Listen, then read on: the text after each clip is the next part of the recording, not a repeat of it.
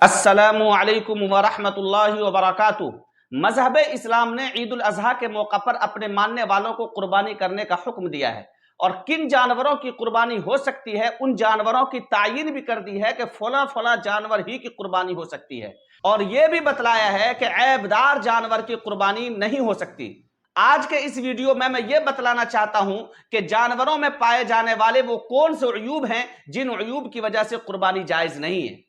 ایسا مجنون جانور جو چارہ نہ کھاتا ہو، جانور پاگل ہو، مجنون ہو، اور اتنا مجنون ہو، اتنا پاگل ہو کہ وہ چارہ نہ کھاتا ہو، تو اس جانور کی قربانی نہیں ہو سکتی۔ وہ جانور جس کو کھجلی بہت زیادہ ہو، خارش بہت زیادہ ہو، اتنا زیادہ کہ وہ بے حد کمزور ہو گیا ہو، دبلا پتلا ہو گیا ہو، تو اس جانور کی بھی قربانی نہیں ہو سکتی ہے۔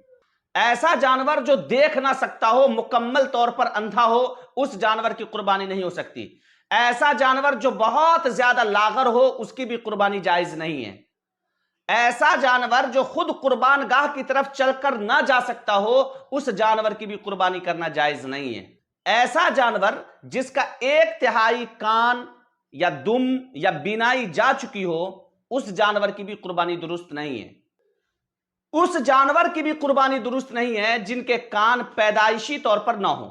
ایسا جانور جس کے تھنوں کا سیدھا کٹا ہوا ہو یا اس کا تھن خشک ہو چکا ہو، اس جانور کی بھی قربانی درست نہیں ہے۔ بڑے جانور میں تو 2 تھن بھی اگر خشک ہو چکے ہیں تب بھی قربانی درست نہیں ہے، یعنی 2 تھن خشک ہو گئے اور 2 تھن باقی ہیں، صحیح سلامت ہے، تو اس جانور کی بھی قربانی درست نہیں ہے۔ اور چھوٹے جانور میں اگر 1 تھن بھی اگر خشک ہو گیا تب بھی اس کی قربانی درست نہیں ہے۔ اس جانور کی بھی قربانی درست نہیں ہے جس کی ناک کٹی ہوئی ہو۔ اگر کسی جانور کی ناک کٹی ہوئی ہے تو پھر اس کی قربانی بھی درست نہیں ہے۔